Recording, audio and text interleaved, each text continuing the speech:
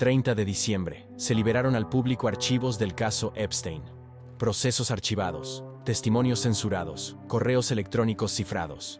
Entre cientos de páginas sobre fiestas en islas privadas y vuelos en jets privados, hay una sección que nadie esperaba encontrar documentada. No se trata de celebridades, no se trata de fiestas, se trata de rituales, alegaciones de rituales satánicos que involucran a figuras presidenciales, en un yate, con testigos, con víctimas.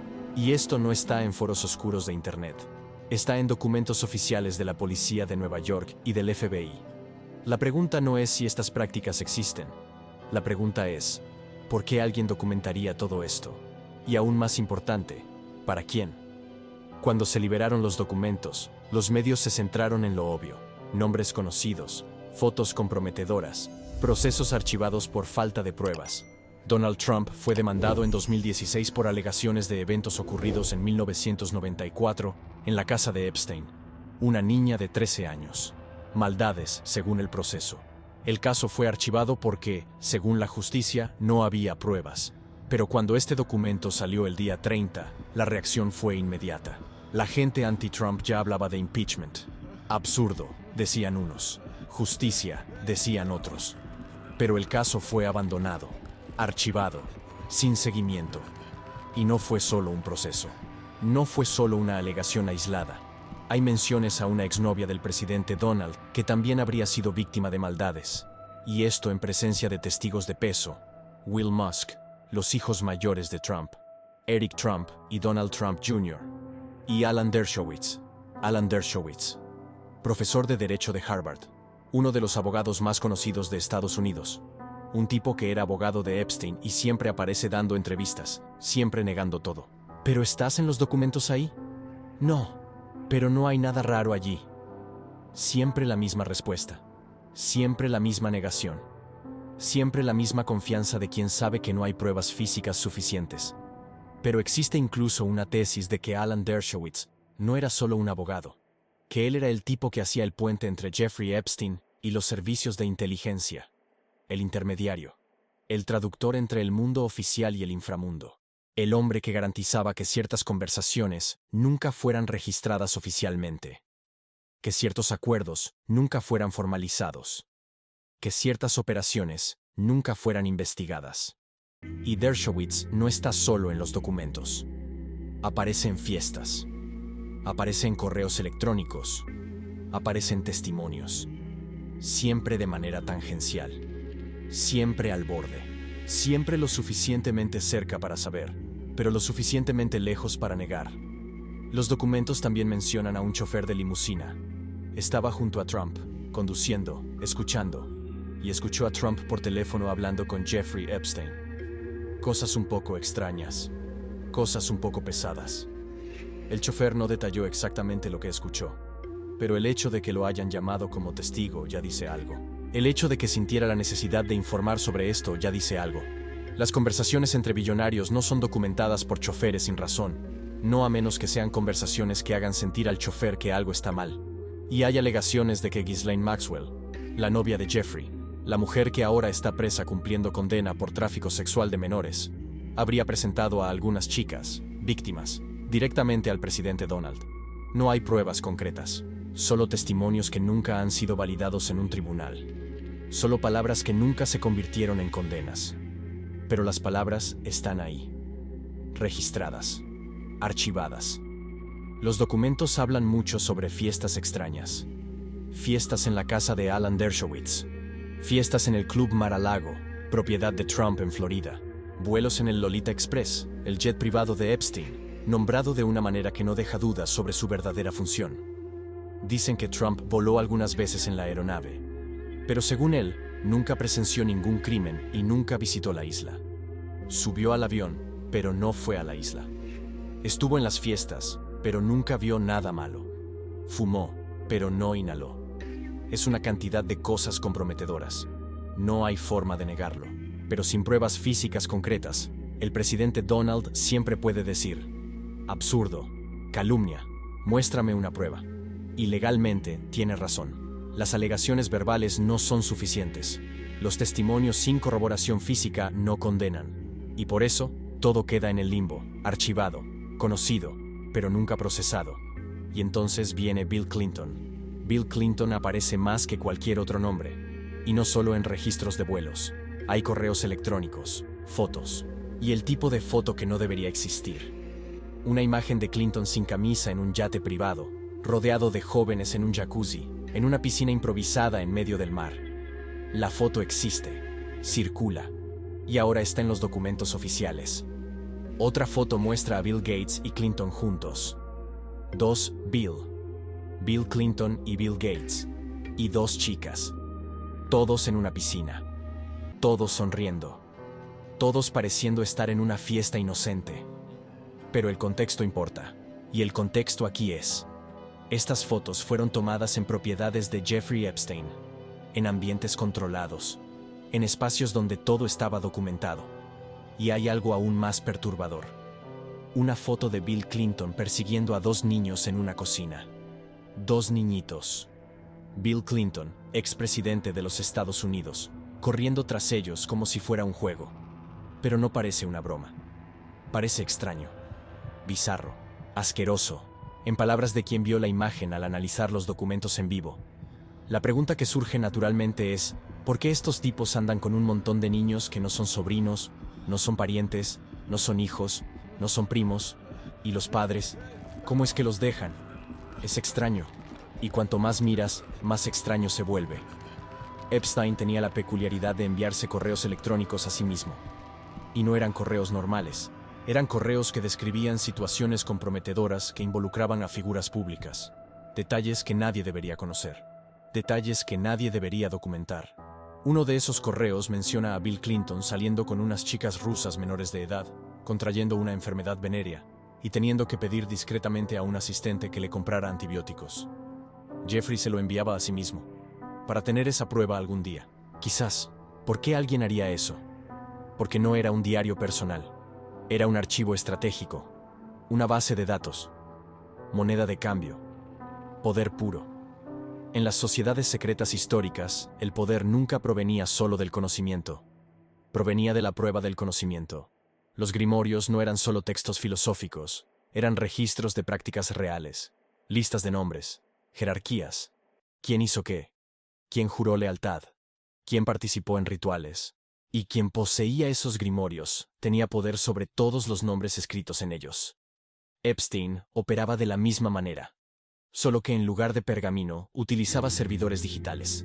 En lugar de tinta usaba píxeles, pero la función era idéntica: documentar para controlar.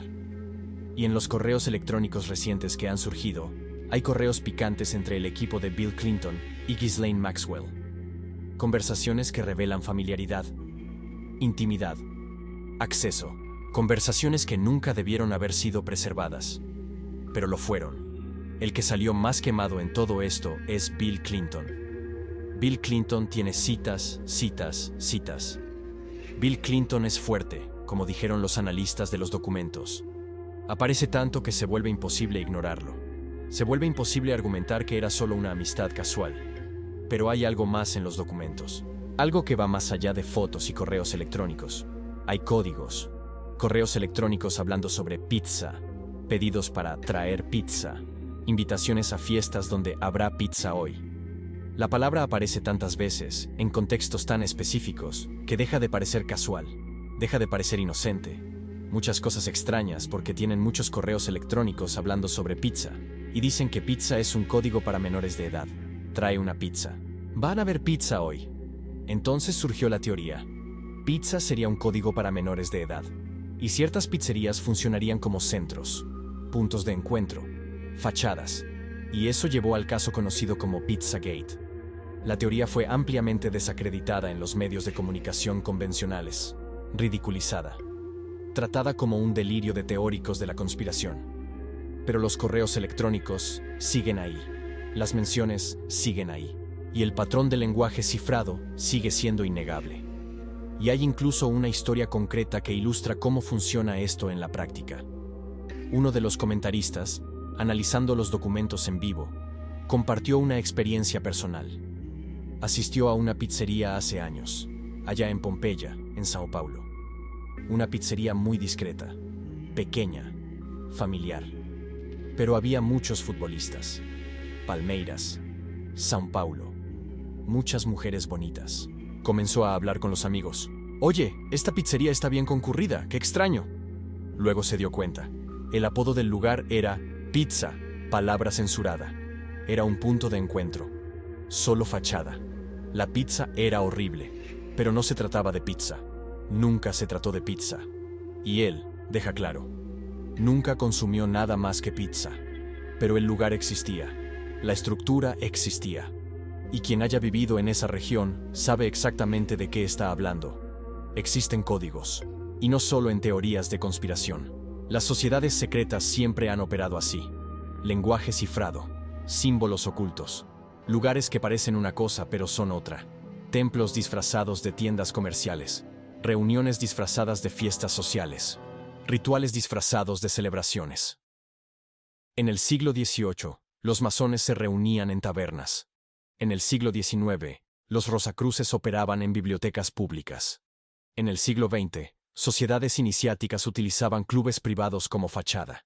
Y en el siglo XXI, ciertas redes utilizan restaurantes, pizzerías y clubes de entretenimiento. La función nunca cambió, solo la estética. Los grimorios antiguos estaban escritos en latín, hebreo, lenguas muertas, precisamente para que solo los iniciados pudieran leerlos. Quien no formaba parte de la jerarquía ni siquiera podía descifrar. Y aunque lo lograra, no entendería el verdadero significado de los símbolos.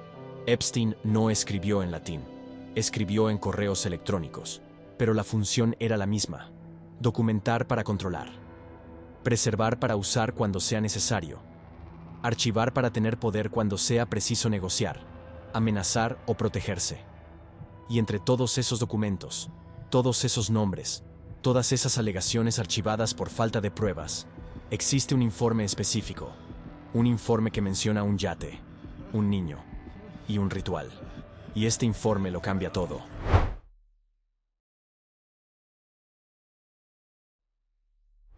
Año 2000. Un yate privado navegando en aguas internacionales. Ninguna jurisdicción clara, ningún testigo externo, solo los invitados, solo los iniciados. Según un informe de la policía de Nueva York junto con el FBI, basado en una denuncia anónima, Bill Clinton y Jeffrey Epstein estaban presentes en ese yate. Y posiblemente George Bush, no el hijo, el padre. George Herbert Walker Bush, el anciano. Expresidente de los Estados Unidos, exdirector de la CIA. Deja que esto repose por un momento.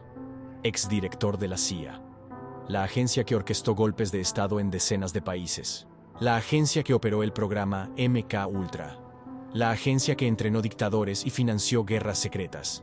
Y este hombre, según la denuncia, estaba en un yate con Epstein y Clinton. La denuncia menciona a un niño. Es un ritual satánico. Vamos a ser extremadamente claros aquí. No hay pruebas físicas. No hay testigos que se hayan presentado públicamente. No hay video. No hay ADN. Solo la denuncia anónima, hecha a través de un número oficial del FBI. No es un numerito cualquiera de denuncia anónima. Es una línea directa con el FBI. Es un canal que existe específicamente para delitos federales graves. Y lo que la denuncia describe es completamente grotesco. Alegaciones de que el niño fue sometido a un ritual, que hubo mutilación, que le arrancaron el pie al niño usando una máquina específica. Una máquina que no dejaría marcas de violencia convencional. Una máquina diferente, probablemente algo de uso médico o industrial, adaptado, modificado para un propósito completamente diferente. ¿Por qué una máquina así? ¿Por qué no un método más simple, más brutal? Porque los rituales satánicos no son improvisados. No son actos de locura aleatoria. Son estructurados, planificados, ejecutados con precisión quirúrgica. En la historia documentada de sociedades secretas, el ritual siempre ha tenido una función práctica. No se trataba de adorar al diablo como una entidad literal flotando en llamas. Se trataba de control psicológico. Se trataba de vínculo de sangre. Se trataba de la destrucción de la inocencia como forma de garantizar lealtad absoluta y silencio permanente. Quien participa en un ritual así no puede dar marcha atrás, no puede denunciar, no puede traicionar, porque está tan comprometido como los demás.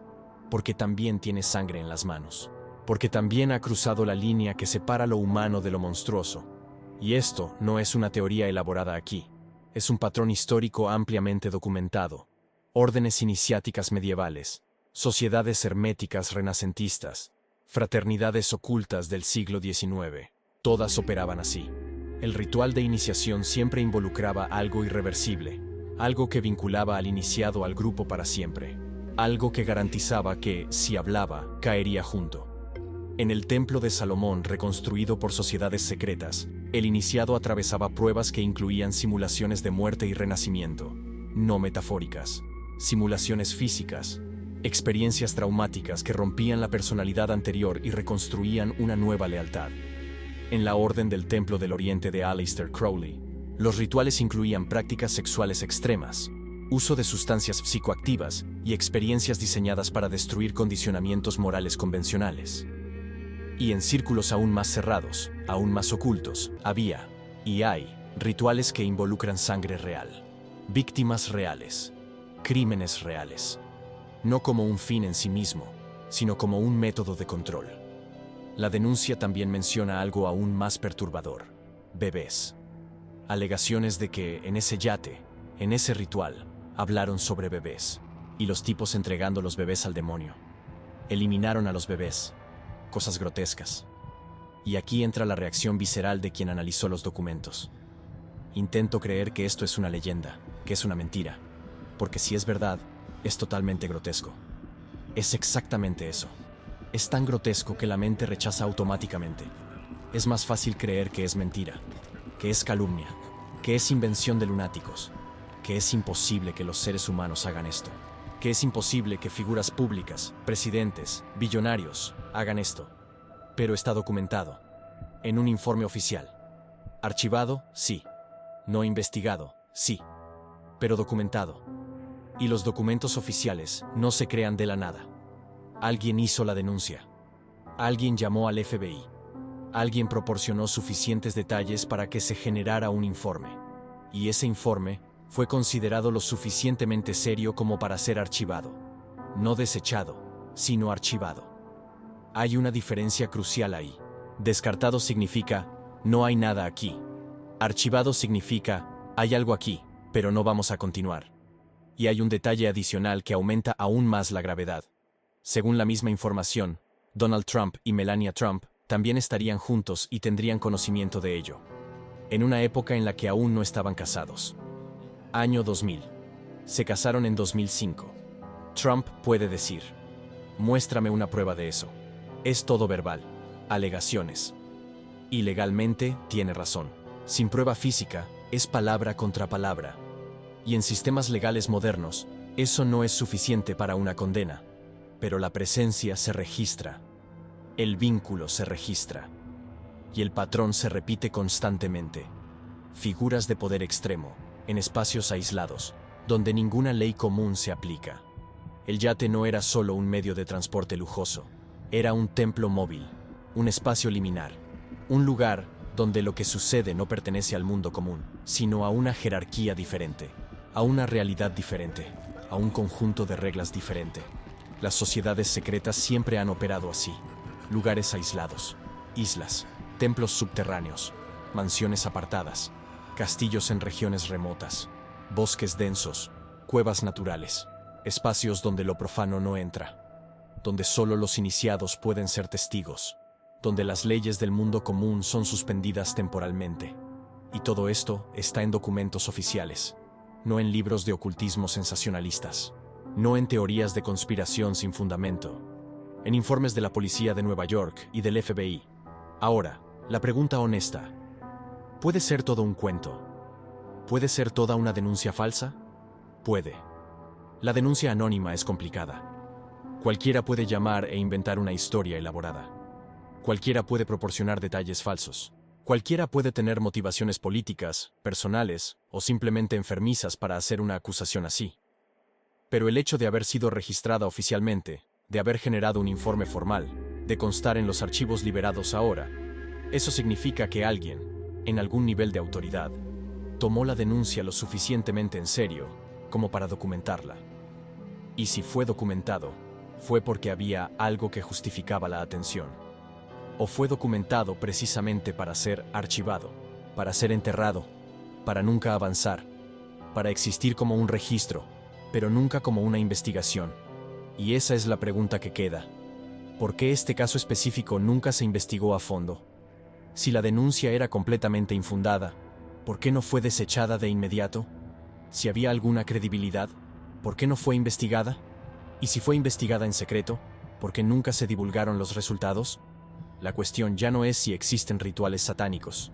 La cuestión es, ¿por qué este caso específico permanece en el limbo? Si este tema tiene sentido hasta aquí, inscríbete y activa las notificaciones. Continuamos.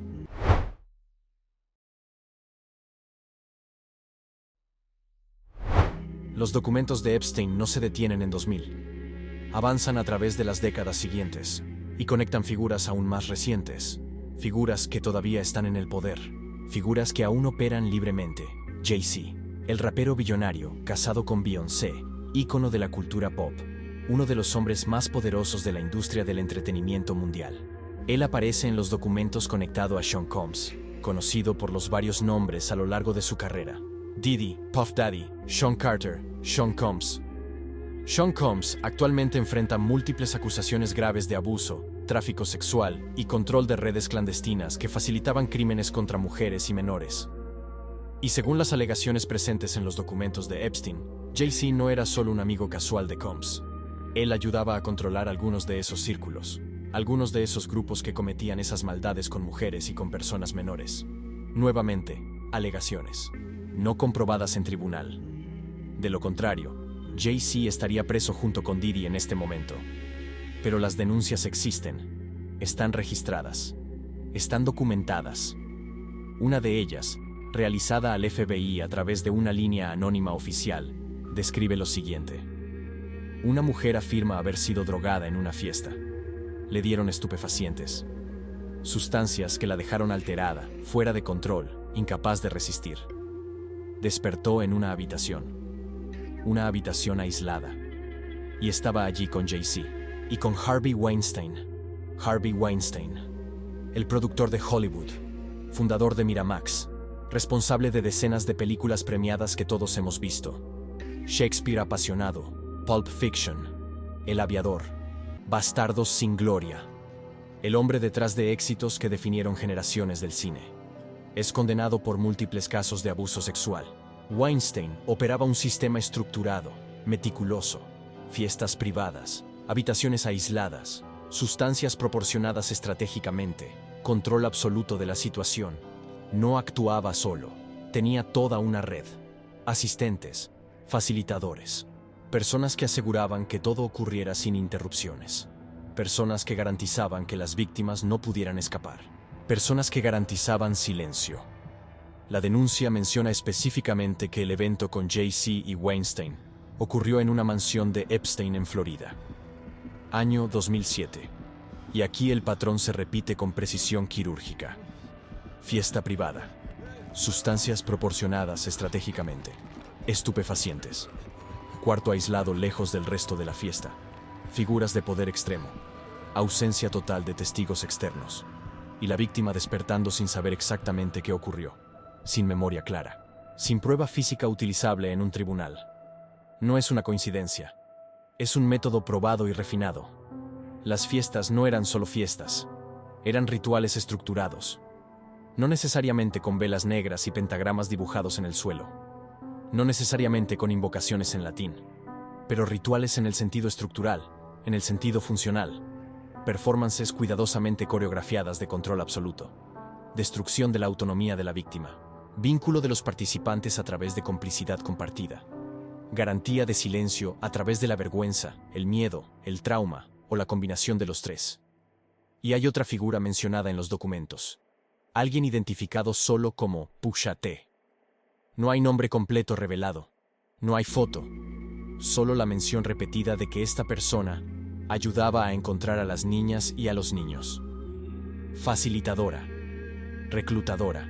Alguien que operaba entre bastidores asegurando un suministro constante. Ghislaine Maxwell cumplía ese papel central en los círculos de Epstein. Ella presentaba a las víctimas.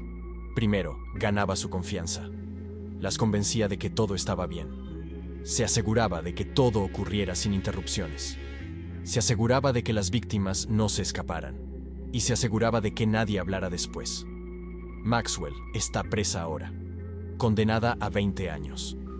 Pero durante décadas operó libremente. Viajó sin restricciones. Asistió a eventos públicos. Fue fotografiada con políticos, celebridades, miembros de la realeza británica. Pusha T aparece como una versión contemporánea de esta función, operando en los círculos de Jay-Z, Diddy y otros que aún no han sido completamente expuestos. Y de nuevo, todo especulativo desde el punto de vista legal.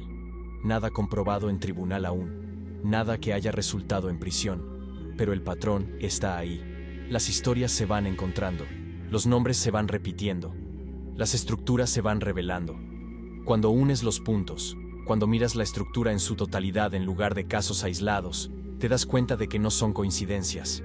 Es una red, una jerarquía, una operación sistemática con métodos probados a lo largo de décadas. La mansión como un espacio liminar donde las reglas normales no aplican. La fiesta como una fachada pública aceptable. El entretenimiento como una cubierta. Y detrás de todo, oculta pero operando constantemente, la estructura real. Control, abuso, silencio. Durante siglos, sociedades secretas operaron exactamente así. Fiestas aparentemente inocentes en salones aristocráticos. Banquetes elaborados. Celebraciones públicas con músicos, bailarines, comida abundante. Salones dorados llenos de gente importante. Y en los pisos superiores, lejos de la vista de los invitados comunes, o en los sótanos ocultos, o en las salas privadas accesibles solo con llaves especiales, los rituales reales. Lo que cambió no fue el método, solo fue la estética superficial. Antes, eran túnicas ceremoniales y altares de piedra. Hoy, son fiestas temáticas y habitaciones de hotel de lujo. Antes, eran castillos medievales en montañas inaccesibles. Hoy, son mansiones en Florida con seguridad privada. Antes, eran sociedades iniciáticas explícitas. Hoy, son redes informales pero igualmente jerárquicas. Pero la función sigue siendo idéntica. Destruir la inocencia, vincular a través del crimen compartido, garantizar lealtad mediante la complicidad mutua. Y todo esto está documentado.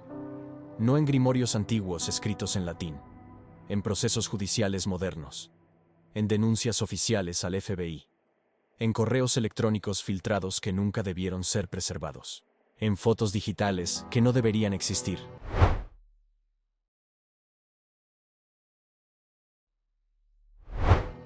Jeffrey Epstein no era solo un criminal oportunista, era un archivista sistemático, un documentador obsesivo. Él enviaba correos electrónicos a sí mismo describiendo situaciones comprometedoras en detalles específicos. Mantenía fotos organizadas, videos catalogados, registros meticulosos de quién estaba presente, cuándo exactamente, dónde específicamente, con quién. ¿Por qué? Porque el poder real nunca provino de cometer el crimen. El poder viene de tener la prueba documentada del crimen. Los grimorios antiguos eran quemados por las autoridades religiosas y políticas porque contenían conocimiento genuinamente peligroso. No eran hechizos mágicos de fantasía, sino métodos reales, probados y documentados de control social, político y psicológico. Textos que revelaban cómo realmente operaban jerarquías ocultas. Cómo los reyes mantenían el control sobre nobles rebeldes. Cómo los papas garantizaban la obediencia de obispos disidentes. Cómo los nobles eliminaban rivales sin dejar rastros obvios. Listas de nombres, descripciones de rituales, jerarquías detalladas, quién juró qué, quién hizo qué, quién estaba presente cuándo, y quien poseía esos grimorios tenía poder absoluto sobre todos los nombres escritos en ellos. Epstein hizo exactamente lo mismo, solo que en lugar de escribir en pergamino con tinta especial, utilizó servidores digitales cifrados. En lugar de dibujar símbolos ocultistas a mano, tomó fotos de alta resolución. En lugar de registrar rituales en latín, grabó videos en alta definición. Pero la función era absolutamente idéntica: documentar para controlar, preservar para tener poder cuando fuera necesario, archivar para poder negociar, amenazar, protegerse o destruir a otros. ¿Y por qué? Porque él no operaba solo. Porque él no era la cima de la jerarquía.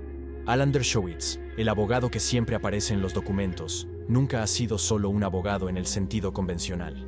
Hay quienes creen firmemente que él era el intermediario operativo entre Epstein y los servicios de inteligencia. Que Epstein no era un criminal común actuando por motivación personal, sino un operador estratégico. Alguien que proporcionaba algo extremadamente valioso para las agencias de inteligencia. Chantaje utilizable contra figuras que esas agencias jamás podrían controlar por métodos convencionales. Políticos elegidos democráticamente. Empresarios billonarios independientes. Celebridades con influencia cultural masiva. Todos en situaciones extremadamente comprometedoras. Todos documentados con pruebas irrefutables. Todos controlables a partir de ese momento. Esto no es una teoría de conspiración sin fundamento. Es una práctica histórica ampliamente documentada. La CIA operó el programa MK Ultra durante décadas. Experimentos de control mental en ciudadanos estadounidenses sin consentimiento. Drogas psicoactivas, tortura psicológica. Todo documentado en archivos que solo fueron parcialmente liberados décadas después. El FBI bajo J. Edgar Hoover mantuvo archivos secretos sobre miles de ciudadanos, incluidos políticos, activistas y celebridades. Monitoreo ilegal. Escuchas telefónicas. Chantaje sistemático. Hoover utilizaba estos archivos para mantener su propio poder durante décadas, volviéndose intocable políticamente. Las agencias de inteligencia alrededor del mundo siempre han utilizado el chantaje como herramienta principal de control. Y Epstein tenía acceso privilegiado a figuras que esas agencias jamás podrían controlar directamente a través de métodos oficiales. Él proporcionaba el espacio seguro y aislado, la isla privada inaccesible, el yate en aguas internacionales, la mansión ultra segura. Él proporcionaba a las víctimas a través de redes de reclutamiento, las chicas, los niños. Él proporcionaba las sustancias que facilitaban todo, y él proporcionaba la documentación completa, las pruebas irrefutables, los archivos organizados. Y esos archivos no eran solo para él, eran para alguien por encima de él en la jerarquía. Cuando Epstein fue arrestado por primera vez, hace años, fue liberado rápidamente con un acuerdo extremadamente favorable, prácticamente sin consecuencias reales. Los guardias que lo arrestaron recibieron una llamada de arriba. Me llamaron aquí. Dijeron que él está por encima de mi nivel. Él estaba literalmente por encima de la ley.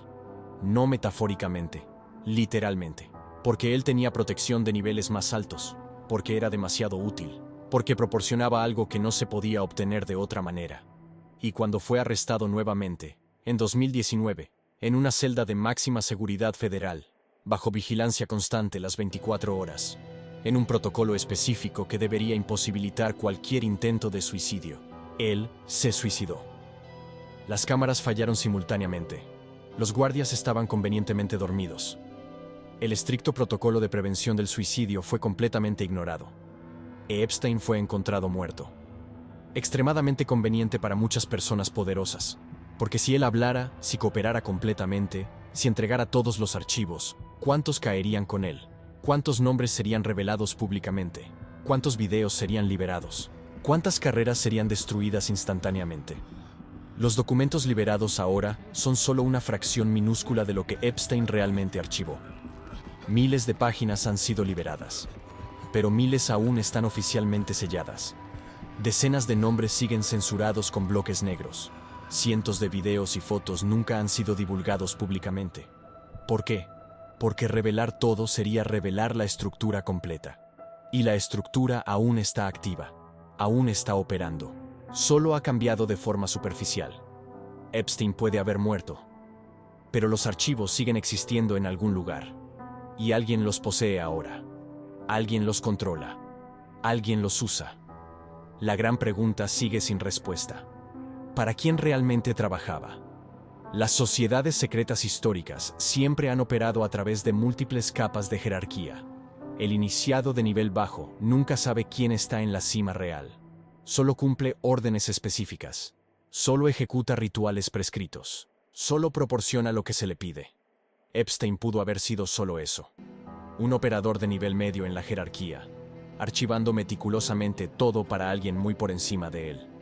Y esa persona pudo haber decidido que él sabía demasiado, que se había convertido en un riesgo inaceptable, que era hora de eliminarlo antes de que hablara. Los grimorios antiguos eran quemados para proteger secretos jerárquicos. Los archivos modernos son suicidados por la misma razón exacta.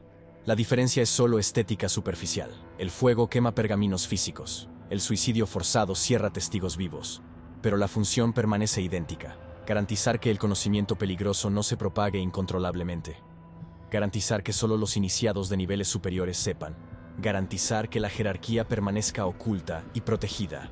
Y funciona a la perfección.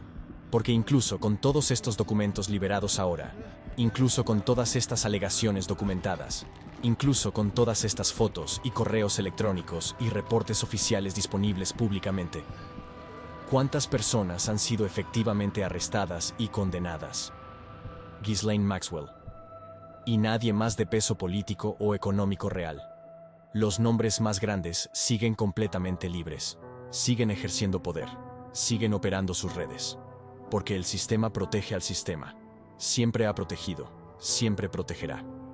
Los documentos de Epstein revelan mucho más que crímenes individuales aislados. Revelan una estructura sistemática.